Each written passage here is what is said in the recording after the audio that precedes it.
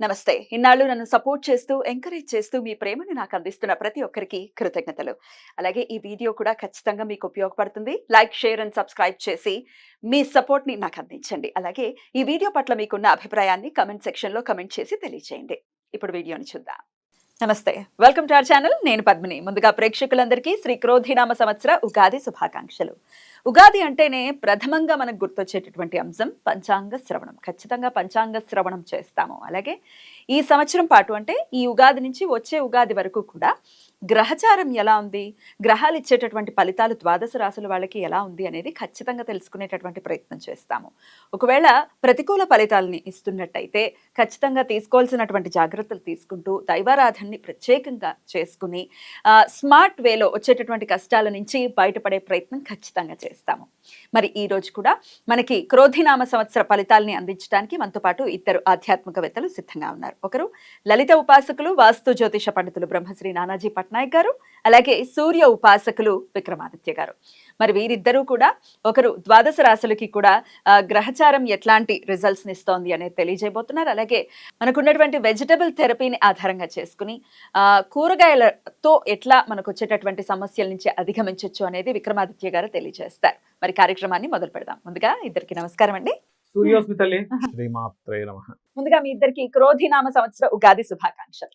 మన ప్రేక్షకులందరికీ కూడా క్రోధినామ ఉగాది శుభాకాంక్షలు. అయితే ఈ సంవత్సరం క్రోధినామ సంవత్సరం అయినందుకు ఎటువంటి బ్యాడ్ ఎఫెక్ట్స్ కలగకుండా ఉండాలి, అందరికీ శుభం కలగాలని మనస్ఫూర్తి కోరుకుంటున్నాను. మీ విషెస్ కూడా సౌర కుటుంబ సభ్యులందరికీ కూడా క్రోధినామ సంవత్సర ఉగాది శుభాకాంక్షలు. అందరూ కూడా ఆయురారోగ్యాలతో అష్టైశ్వర్యాలతో సూర్యనారాయణమూర్తి పరిపూర్ణమైనటువంటి అనుగ్రహంతో హాయిగా ఆనందంగా జీవించాలని మనస్ఫూర్తిగా కోరుకుంటూ, అంటే ఇక్కడ క్రోధినామ సంవత్సరం అంటే తన కోపమే తన శత్రువు కాబట్టి అందరం కూడా దాన్ని అదుపులో ఉంచుకోగలిగితే ఈ సంవత్సరం అందరికీ శుభదాయకంగా అవుతుందని మనసా వాచా కర్మేణ ఆశిస్తున్నాను.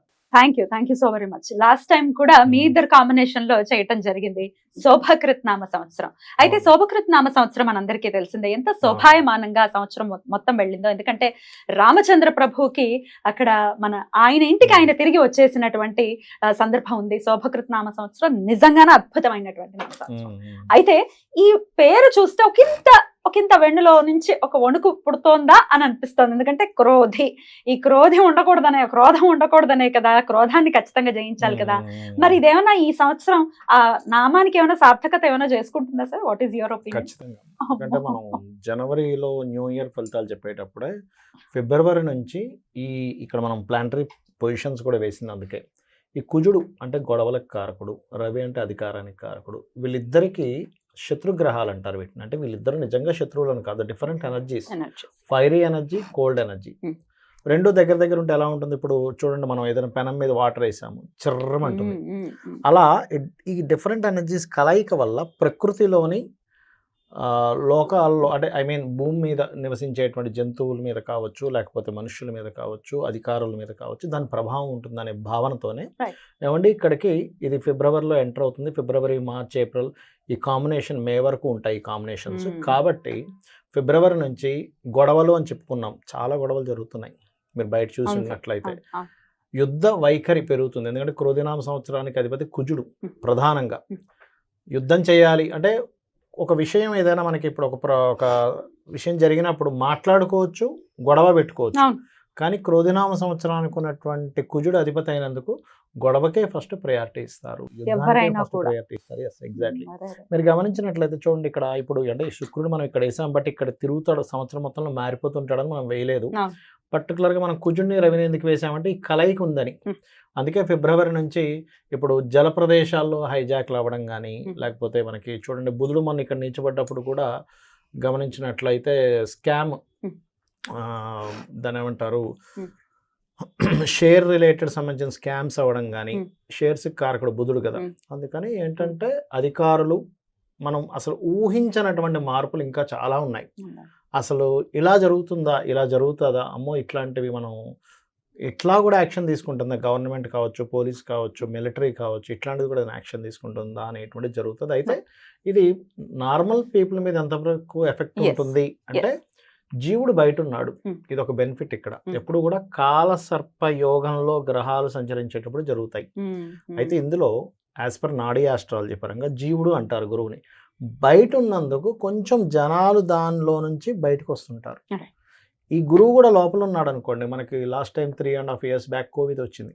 అప్పుడు గురువు కూడా లోపల ఉండి ఇక్కడ సంచరిస్తున్నాడు. అప్పుడు ఇక్కడ నీచబడి ఉన్నాడు అప్పుడు గురువు. ఇప్పుడు ఎంత భయానకమైన భయం, ఎందుకంటే జీవుడు కూడా నీచబడిపోయాడు కదా. Right. అందుకని జనాల మీద ఎఫెక్ట్ చూపించింది. ఇప్పుడు ఏంటంటే దేశాల మీద, అధికారుల మీద, యుద్ధ సంబంధించిన వాటి మీద, దీని మీద ఎక్కువ ఎఫెక్ట్ ఉంటుంది. Right. జనాలు కొంచెం దాని నుంచి బయటపడతారు. Right. కాకపోతే ఇక్కడ నేను చెప్పేది ఏంటంటే ఈ కాంబినేషన్ ఉన్నప్పుడు సహజంగా ఎక్కడైనా ఇరుక్కొని ఏ బాంబు పేలుల్లో ఇట్లాంటివి ఇరుక్కోకుండా ఉండాలంటే అమ్మవారిని తలుచుకోవడము, లేకపోతే సూర్యుల్లోనే అమ్మవారిని చూసుకుంటూ చేయడము, చండీ పారాయణం చేయడము, ఏదైనా ఒక శక్తి దేవత ఆలయాలు, ఆంజనేయ స్వామి టెంపుల్కి వెళ్ళడం, లేకపోతే సుబ్రహ్మణ్యేశ్వర స్వామి ఆలయానికి వెళ్ళడం చేయడం ద్వారా ఈ యొక్క పరిస్థితి నుంచి బయటపడతారు. తప్పకుండా సరే. ఇది అయితే కామన్ పీపుల్ కి ఎట్లాంటి రిజల్ట్స్ ఇస్తుంది అనేది మన మెయిన్ మోటో కూడా ఈ ప్రోగ్రామ్ చేయడానికి. ఎగ్జాక్ట్లీ. సో ఒక్కొక్క రాశి వైజ్ గా కూడా ఒకసారి మాట్లాడుకుందాం. అంతకన్నా ముందు క్రోధినామ సంవత్సరం మరి పేరు భయానకంగా ఉంది, అది డెఫినెట్ గా సార్థకం చేసుకుంటుంది అని అంటున్నారు. కాబట్టి వాట్ ఈస్ యువర్ ఒపీనియన్? ఆయన చెప్పినట్టు కుజుడు యొక్క ప్రభావం అధికంగా ఉంటుంది కాబట్టి కుజుడు అగ్ని నక్షత్రంగా తీసుకుని మేషాన్ని అగ్ని రాశిగా తీసుకున్నప్పుడు వృచ్చికం కూడా అంతే కదా సార్. ఆ వృచ్చికం కూడా వృచ్చిక మేషాలకు అగ్ని జల రెండు కలయిక కాంబినేషన్. ఇది ప్రధానంగా అంటే మనలో ఉండేటువంటి అగ్నితత్వాన్ని పెంచుతూ ఉంటుంది. దాన్ని శాంతింపజేసుకోవడానికి కుజుడికి ప్రధానంగా ఉన్నటువంటి కూరగాయలు మనం ప్రధానంగా తీసుకునేది బూడిద గుమ్మడికాయ గురించి మాట్లాడుతూ ఉంటాం. అంటే కడుపు మంట, కడుపులో మంట, ఇవి రెండు కూడా అగ్రెసివ్ అయ్యే అవకాశం ఉంటుంది. అంటే తన కోపమే తన శత్రువు అంటారు. క్రోధినామ సంవత్సరంలో విపరీతమైనటువంటి కోపతాపాలకి అవకాశం ఎక్కువగా ఉంటుంది కుజుడు ప్రధానంగా తీసుకోవడం. ఇప్పుడు మనం ఈ ఎపిసోడ్ మంగళవారం చేస్తున్నాం, మనకి క్రోధినామ సంవత్సరం కూడా మంగళవారం వస్తుంది. కుజుడు ఆధిపత్యం తీసుకోవడానికి ఇది కారణం అవుతుంది. అంటే సిమ్టమ్స్ నేచర్ మనకి చెప్తుంది, కొంచెం జాగ్రత్తగా ఉండండి. అంటే ఇప్పుడు మనం ఆ అగ్నిని తట్టుకోవాలంటే వరుణ దేవుడిని ఆశ్రయించాలి, అంటే చల్లదనాన్ని మనకి తీసుకోవాలి. అందులో గుమ్మడికాయ, బూడిద గుమ్మడికాయకు ఉన్నటువంటి తత్వం అగ్నితత్వం అయినా అది ఉష్ణైన శీతలం అంటారు. వేడితో సమింపై ఆవిరై వర్షంగా కురుస్తుంది. అందుకని ఇక్కడ మనం బూడిద గుమ్మడికాయని, బీరకాయ అంటే మనకి డయాబెటీస్ వ్యాధి పెరిగే అవకాశం ఎక్కువ ఉంది. అలాగే గ్యాస్ట్రిక్ ఎసిడిటీ సమస్యలు విపరీతంగా ఇబ్బంది పెట్టే పరిస్థితుల్లోనే ఆ గొడవ తత్వం వల్ల, అరవటం వల్ల, ఇప్పుడు మీరు ఒక పెద్ద గొడవ జరిగింది, ఆ గొడవ అయిపోయిన వెంటనే మనం భోజనానికి కూర్చుంటే ఆకలేదు, చచ్చిపోతుంది కదా, ఆకలి చచ్చిపోతుంది. అన్ని ఫీలింగ్స్ చచ్చిపోయి ఉంటాయి. అందుకని ఏంటంటే సందర్భానుసారం మనం గుర్తించాల్సింది అవసరం ఎంత ఉంది అని గుర్తించుకోవాలి. ఎక్కువగా ఈ సంవత్సరం అంతా కూడా బూడిద గుమ్మడికాయని ఆశ్రయించడం ద్వారా, బీరకాయని ఆశ్రయించడం ద్వారా మనం క్యాన్సర్ దగ్గర నుంచి ఎసిడిటీ స్టార్టింగ్ క్యాన్సర్ వరకు కూడా అన్ని రోగాలని మనం సమీప చేసుకునే అవకాశం ఉంటుంది. Beautiful sir. అయితే రాశి వైజ్ కూడా ఎవరెవరు ఏ రాశి వాళ్ళు ఏ వెజిటబుల్ థెరపీ హెల్ప్ తో ఎట్లాంటి సమస్యలు, మరి క్రోధినామ సంవత్సరం కన్యా రాశి వారికి ఎలా ఉందో ఇప్పుడు చూద్దాం. సార్, క్రోధినామ సంవత్సరం ఎలా ఉంది సార్ కన్యా రాశి వారికి? ఈ సంవత్సరం కనుక చూసుకుంటే ఆదాయము, వ్యయము, రాజ్యపూజ్యము, అవమానం తీసుకుంటే సమానంగా ఉంది. ఆదాయ వ్యయాలు 5-5గా ఉంది. రాజ్యపూజ్యం 5, అవమానం తక్కువగా ఉంది 2. So no need to worry. అయితే ఇక్కడ ఫస్ట్ ఆఫ్ ఆల్ మనం ఎప్పుడు కూడా ఇప్పుడు మనం జన్మించినప్పుడున్న గ్రహాలు, ఇప్పుడు గోచారంలో తిరిగే గ్రహాలు మన మీద ప్రభావం చూపిస్తుంటాయి. సర్వసాధారణంగా కన్యారాశి ఆర్ కన్యా లగ్నంకు ఉన్న క్యాపబిలిటీ ఏమిటి అంటే మేనేజింగ్ స్కిల్స్ ఎక్కువగా ఉంటాయి వాళ్ళకి. బికాస్ ఆఫ్ లగ్న అండ్ 10th లార్డ్ కర్మ అండ్ లగ్న ఇస్ బుధుడు ఈజ్ మేనేజింగ్ కారకుడు. బుద్ధి, వాక్కు, వీటితోనే మనం మేనేజ్ చేస్తాం. సో మేనేజింగ్ స్కిల్స్ ఎక్కువగా ఉంటాయి. అందులో కేతు వచ్చి చేరాడు అంటే ఆటంకం అయిపోతుంది. వీళ్ళ మీద వీళ్ళకి డౌట్ వస్తుంది, ఏమిటి నేను ఇంతకు ముందులో మేనేజ్ చేయలేకపోతున్నాను, ఎక్కడో ఆగుతుంది, ఎక్కడో ఏదో అవుతుంది, ఇవి అవుతుంటాయి.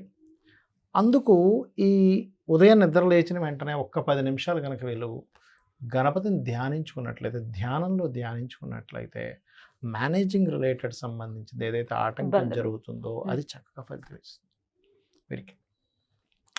అయితే ఇక్కడ మనం ఆదాయం పెంచుకోవాలంటే ఏం చేయాలి వీరికి చూసుకున్నట్లయితే 2nd లార్డ్ శుక్రుడు అవుతున్నాడు.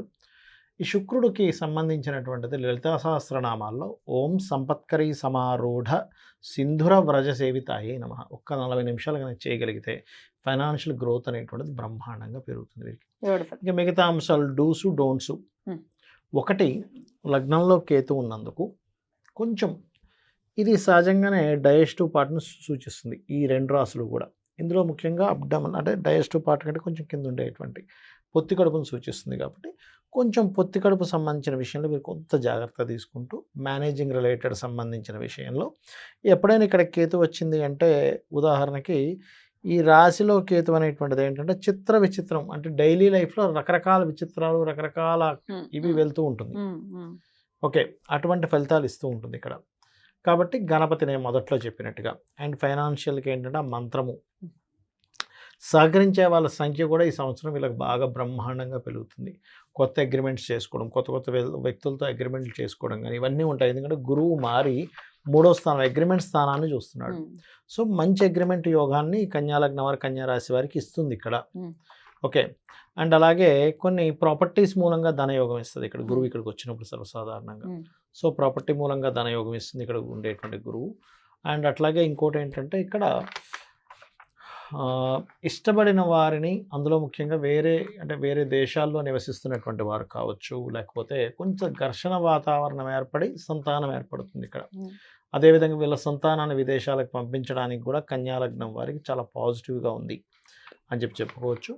అండ్ అట్లాగే ఇంకొకటేంటంటే ఇక్కడ ఉద్యోగం కాకుండా వ్యాపారం చేస్తే బాగుంటుందనే ఆలోచన ఇస్తది ఇక్కడ ఎప్పుడైనా సరే ఈ ప్లానటరీ పొజిషన్ ఉన్నప్పుడు. ఎందుకంటే ఈ కర్మకారకుడు శని హ్మ్. ఏం చేస్తాడంటే ఇక్కడుండి దీని యొక్క ప్రభావాన్ని దీని మీద చూపిస్తూ ఉంటాడు. హ్మ్. అండ్ నెక్స్ట్ రాహు వైపు వెళ్ళడము, ఇంపోర్ట్, ఎక్స్‌పోర్ట్ వ్యాపారాలు చేద్దాం అనుకోవడం. ఒకే దగ్గర కాకుండా దీన్ని ఎక్స్‌పాన్షన్ చేయాలి వ్యాపారాలు. ఇట్లాంటివి ఇస్తూ ఉంటాడు. అయితే ఇంకొక గొప్ప విషయం ఏంటంటే ఆ! సార్. శని ఎప్పుడైనా 6th హౌస్‌లో ఉన్నాడనుకోండి. 6th హౌస్ శని మంచిదని ఎందుకంటారంటే హ్మ్. మనం చూడండి హ్మ్. మనం రకరకాల ప్రయత్నాలు చేస్తూ ఉంటాం. హ్మ్. నేను ఇంత ఎఫర్ట్ పెట్టాను, ఇంత రిజల్ట్ రావాలి అనుకుంటాం. కానీ యాజ్ ఇట్ ఈస్‌గా అంత రావచ్చు, తక్కువ రావచ్చు, ఎక్కువ రావచ్చు. ఎక్స్‌పెక్ట్ చేయలేం. కానీ ఎప్పుడైనా సాటర్న్ గనక 6th హౌస్‌లో ఉన్నప్పుడు ఏమవుద్దంటే మీరు ఎంత ప్లానింగ్‌గా ఎఫర్ట్ పెట్టారో అంత రిజల్ట్ పర్ఫెక్ట్‌గా వస్తది. ఎంత ఎఫర్ట్ ఎంత ప్లాన్ ప్లాన్ చేసుకుంటే అంత పర్ఫెక్ట్ రిజల్ట్ ఉంటుంది. Perfect result 6th house Saturn ఇస్తాడు. సో ఫస్ట్ ఖచ్చితంగా మనం అంటే మన కష్టపడాలి. కష్టానికి పర్ఫెక్ట్ రిజల్ట్ ప్రతిఫలం అనేది 6th హౌస్ సాటర్న్ ఇస్తాడు. బికాజ్ ఆఫ్ 6th హౌస్ అనేది పూర్వజన్మ కర్మ. బ్యూటిఫుల్. పూర్వజన్మ కర్మ 6లో ఉంటుంది కాబట్టి అందుకే 6లోనే రుణరోగ శత్రువులు ఉంటాయి. 6లో శని ఉన్నప్పుడు సర్వసాధారణంగా ఏంటంటే శత్రువుపై జయము, కర్మ రిజల్ట్స్ పర్ఫెక్ట్‌గా రావడం ఇట్లాంటివి చూపిస్తుంది. సో ఏదైనా సంబంధాలు కుదుర్చుకోవాలంటే విదేశీ సంబంధాలే వీళ్ళకి బ్రహ్మాండంగా కలిసొస్తుంది. గురువు ఇక్కడ మారినప్పుడు ఇందాక నేను చెప్పినట్టుగా ఆ జాగ్రత్తలు తీసుకుంటే సహజంగా గురువు కూడా మారినప్పుడు ఏమవుతుందంటే లగ్నంలో కేతువుని కొంత కంట్రోల్ చేస్తాడు. విచిత్రంగా ఉన్నటువంటి సిచ్యువేషన్స్‌ని మారుస్తాడు ఆయన కొంతవరకు. సో అది వీళ్ళు రెగ్యులర్‌గా చేయవలసిన దేవతారాధన కూడా వెంకటేశ్వర స్వామి అండ్ గణపతి ఆరాధన చేసుకోవడం మంచిది. ఆరోగ్యం ఎలా ఉంటుంది సార్? ఆరోగ్య విషయం గనక చూసుకున్నట్లయితే కన్యా లగ్నం వారికి సర్వసాధారణంగా పొత్తి కడుపు రిలేటెడ్ కొంచెం ఉంటుందని అంటున్నారు. కొంచెం చూసుకోవాలి. గతంతో పోల్చుకుంటే ఈ సంవత్సరం ఆరోగ్యం బెటర్‌గా ఉంటుందని చెప్పుకోవచ్చు. చాలా బెటర్‌గా ఉంటుందని చెప్పుకోవచ్చు. ఒకటే నేను చెప్పేది ఎప్పుడు కూడా ఒకటే. మనం గోచార ఫలితాల, జన్మజాతక ఫలితాల, మన జన్మజాతకం ఫలితం ఈజ్ మోస్ట్ ఇంపార్టెంట్ గోచారం కంటే. ఇవన్నీ కాదు, నాకు ఇవేమీ తెలియవు, నేను అమ్మవారిని నమ్ముకున్నాను, నా పని నేను చేసుకుంటున్నా ధర్మంగా, ఆవిడే చూసుకుంటాను. దానికి మించింది ఇంకోటి లేదు. సార్ మీరే అంటే అమ్మని నమ్మిన వాడికి అన్నానికి లోటు ఉండదు, అమ్మవారిని నమ్మిన వాడికి దేనికి లోటు. బాగుంది స్లోగన్ అదిరితే. మీరేమంటారు సార్? బాగుందమ్మా. కన్యా వాళ్ళకి 5-5-5-2 చెప్పారు. చాలా అద్భుతంగా ఉంది. ఆయన చెప్పినట్టు చూస్తే పొత్తు కడుపు భాగానికి సంబంధించిన సమస్య ఇది ఒకటి. ద్వితీయ స్థానం వాక్కు స్థానం రెస్పిరేటరీ రిలేటెడ్గా యూరినేటరీ మీద ప్రభావాన్ని చూపిస్తుంది. ఊపిరితిత్తులకి సంబంధం మనం తీసుకునేటువంటి గాలులు అంటే సహజంగా వాతము, పిత్తము దీని మీద ఆధిపత్యాన్ని వహిస్తూ ఉంటుంది కన్యా రాశి, కన్యా లగ్నం వాళ్ళకి. అంటే వాతం, పిత్తం, కఫం 3 కూడా వీళ్ళకి బ్యాలెన్స్డ్గా ఉంటాయి. ఇక్కడ పిత్తం పెరగడం వల్ల వాతానికి సంబంధించి యూరినరీ సిస్టమ్కి సంబంధించిన సమస్యలు వచ్చే అవకాశం ఉంది. ఆయన కూడా ఆ ప్లానెటరీ పొజిషన్లో ఉన్న ఇబ్బందులు చెప్పడం జరిగింది కాబట్టి దీన్ని మనం ప్రధానంగా తీసుకోవడానికి మునక్కాడ ఒకటి, వంకాయ ఒకటి జ్యూస్గా రెగ్యులర్గా తీసుకోవడం వల్ల ఈ సమస్యల నుంచి అంటే దగ్గితే నీరుడు కొంతమందికి చుక్కల డ్రాపులు పడుతూ ఉంటాయి. అలాగే యూరిన్ సమస్య వల్ల అంటే యూరిన్లో స్మెల్ అంటే ఎలా గమనిస్తామంటే మనం మళ్ళీ శ్వాసకోశాల ద్వారానే గమనిస్తాం. ఎంత రిలేటెడ్గా ఉందో చూడండి. దగ్గినప్పుడు యూరిన్ పడుతూ ఉంటుంది. వెజిటబుల్ థెరపీలో కూడా ఈ రెండింటికి కాంబినేషన్ ఇవ్వడం జరిగింది. దగ్గు తగ్గాలి అంటే కంపల్సరీ మునక్కాడ వంకాయ తీసుకో. దగ్గు వచ్చే వాళ్ళకి, ఆస్మా ఉన్న వాళ్ళకి యూరిన్ స్మెల్ వస్తూ ఉంటుంది. అంతే, దగ్గినప్పుడు డ్రాప్స్ పడుతుంటాయి, నీరుడైపోతూ ఉంటుంది, యూరిన్ మాత్రం స్మెల్ వస్తుంది. యూరిన్ స్మెల్ వస్తూ ఉంటుంది. అంటే ఎంత సైన్స్ Interlinked అయి ఇంటర్లింక్ అయి ఉంటుంది. Right. అందుకని ఏంటంటే వీళ్ళకి వచ్చే ప్రధానమైన సమస్య ఊపిరితిత్తులకు సంబంధించిన సమస్య ఉంటుంది, అలాగే కిడ్నీలకు సంబంధించిన సమస్య ఉంటుంది. రెగ్యులర్ గా ఈ సమస్యలతో బాధపడేవాడు, ఆస్మాతో బాధపడుతున్నా, కిడ్నీల సమస్యలతో కూడా బాధపడుతున్నా, ఈ రెండు కాంబినేషన్ తీసుకోవడం వల్ల రెండు త్వరగా తగ్గే అవకాశం. అంటే ప్రధానంగా ఈ ఎలా రెండు సమస్య సపరేట్ గా తీసుకోవాలా, కలిపాము. కలిపే తీసుకోవచ్చా? అంటే ఈ రెండు ఎఫెక్ట్ అయినప్పుడు వాళ్ళకి స్కిన్ రిలేటెడ్ ప్రాబ్లమ్స్ కూడా వస్తాయి. చర్మం నల్లగా అయిపోవడం, దురదలు పెరగడం కూడా వస్తుంది. ఒక రకంగా చెప్పినప్పుడు ఆయన కేతు అక్కడ ఉన్నారు, లగ్నం మీద ఉన్నాడు, దానికి సంబంధించిన సమస్య ఉంటుంది. స్కిన్ రిలేటెడ్ ప్రాబ్లమ్స్ ఉంటాయి, అంటే అది లివర్ మీద ప్రభావాన్ని చూపిస్తుంది స్కిన్. అందుకని ఏంటంటే దొండకాయ, నిమ్మకాయ, గోరుచిక్కుళ్ళు ఒక జ్యూసు, మునక్కాడ, వంకాయ, తమలపాకులు ఒక జ్యూస్. ఇది ఉదయం, అది సాయంత్రం రెగ్యులర్ గా తీసుకుంటూ ఉంటే, అంటే మునక్కాడ, వంకాయ ఉదయం తీసుకుని, దొండకాయ, నిమ్మకాయ, గోరుచిక్కుళ్ళు సాయంత్రం, తమలపాకులు 3 తమలపాకులు, ఇందులో 3 తమలపాకులు అందరూ రెగ్యులర్ గా జ్యూస్ తీసుకుంటూ ఉండాలి. బెండకాయల నీళ్ళని నైట్లు నానబెట్టి దాన్ని కూడా సమస్యగా చెప్పడం జరిగింది. బెండకాయలు తీసుకోవడం, బెండకాయల్ని దానం చేయడం, ఈ కూరగాయలు కూడా మనం ఏదైతే చెప్తున్నామో ఆ కూరగాయలు అవతల వాళ్ళకి, నీడెడ్ పీపుల్కి ఇవ్వడం ద్వారా అవసరమైతే మనం మన ఇంట్లో వంట చేసి, ఈ మంచి కాంబినేషన్ అమ్మ, మునక్కాడ, వంకాయ, టమాటా అనేది మంచి కాంబినేషన్. కూర వండి మీరు ఒక దొండకాయ వేపుడు లేదా గోరుచిక్కుడు వేపుడు వేసి పెట్టడం ద్వారా, అలాగే శనికి సంబంధించిన సమస్య చెప్పారు కాబట్టి పులిహోర, ఆవాలు కూడా విపరీతమైనటువంటి శక్తి, కిడ్నీ శక్తిని కలిగి ఉంటాయి. అది వంకాయతో సమానంగా పనిచేస్తాయి ఆవాలు. అంటే పులిహోరలో ఆవాలు అధికంగా ఎక్కువ వేసి గ్యాస్ట్రిక్ రిలేటెడ్ ప్రాబ్లం ఇంగువతోటి ప్రసాదంగా తయారు చేసి భగవంతుడికి ప్రసాదంగా నివేదన చేసి ఇవి దానం చేయడం ద్వారా ఈ ఆరోగ్య సమస్య నుంచి మనం బయటపడతాం, అవతల వాళ్ళని కూడా బయటకు తీసుకొస్తాం. బ్యూటిఫుల్, చాలా బ్యూటిఫుల్ గా ఎక్స్ప్లెయిన్ చేశారు. తీసుకోవాల్సినటువంటి జాగ్రత్తలు కానీ, చేసుకోవాల్సినటువంటి ఆరాధన కానీ, అలాగే ఆరోగ్యపరంగా మనం చేయాల్సినటువంటి వ్యయాధిపతి remedies 27. కానీ. Yeah. ఎందుకంటే సూర్య ఆరాధనలు చేయడం ద్వారా వ్యయం, అంటే ఆరోగ్యానికి సంబంధించినటువంటి వ్యయం, అది మనకి పుణ్యాన్ని చేకూరుస్తుంది. ఆ స్వామిని ఆరాధించడం ద్వారా అది తగ్గుతుంది. Yeah. అనారోగ్యానికి కాకుండా వేరే దానికి ఖర్చు పెట్టాల్సి, Right. అనారోగ్యం ఖర్చు పెడతాం, డబ్బు ఖర్చు పెట్టేస్తాం, కానీ శ్రమ, విపరీతమైన శ్రమ ఉంటుంది. కాబట్టి సూర్య ఆరాధన, ఆదిత్య హృదయ పారాయణం విశేష ఫలితాన్ని ఇస్తుంది. బ్యూటిఫుల్, చాలా అద్భుతంగా తెలియజేశారు. క్రోధినామ సంవత్సరం కన్యా రాశి వారికి చాలా అద్భుతమైనటువంటి ఫలితాలను ఇవ్వాలని మనం స్ఫూర్తిగా కోరుకుంటూ, ఇక నెక్స్ట్ ఎపిసోడ్ లో తులారాశి గురించి మాట్లాడుకుందాం. నమస్తే సార్. నమస్తే. సూర్య